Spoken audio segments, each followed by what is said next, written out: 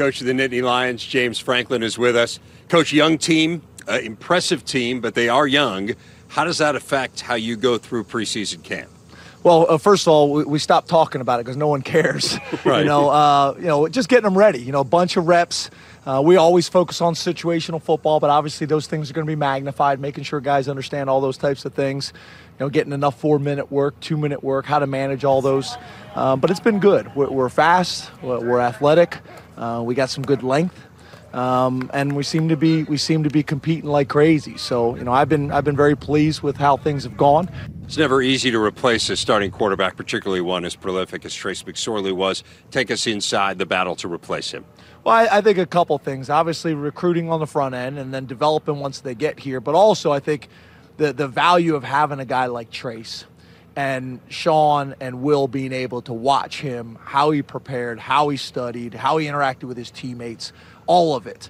There's tremendous value in that. I mean, don't get me wrong. We'd love to have a four-year starter coming back this year, but he has left a legacy here in terms of how to prepare, how to compete at the highest level. So it's been good. Sean's, I think, done some extremely good things this camp.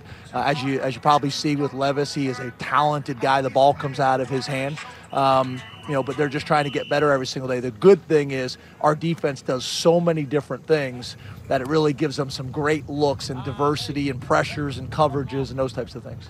Ricky Ronnie, one of those up-and-coming bright stars as a play caller standpoint. How have you seen him grow from last season play calling to where you are right now?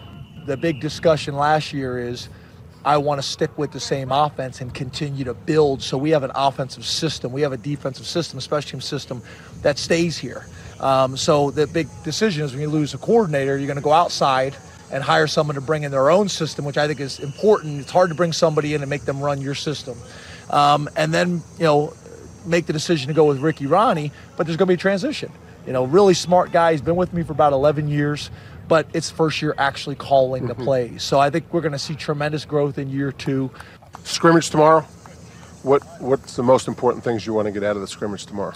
Yeah, for us, it's not necessarily the number of plays because we got a good amount of plays today. Yeah, we do that. It's getting into the stadium.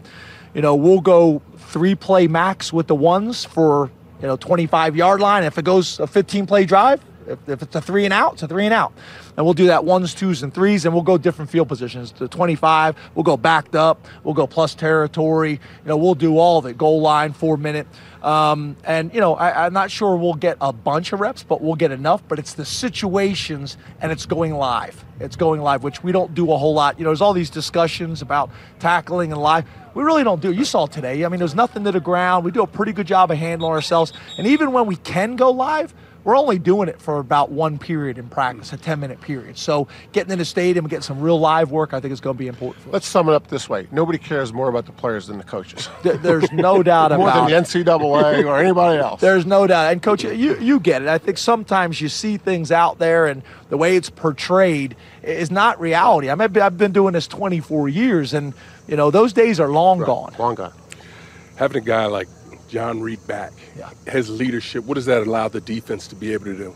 Well, it's interesting because we had him back last year, but there's a difference between being back physically and being back physically and mentally, the confidence that he's at right now. He is not only back to where he was before the injury, but I'd actually say he's on a whole nother level. And I think like a lot of things, if you embrace it and you handle those things, it can really help you long term. It's hard to go through it, but it can help you long term. I think he's going to have a huge year for us. Big picture on that defense that John, of course, is a part of. How do they stack up, you think, among the best defenses you've had?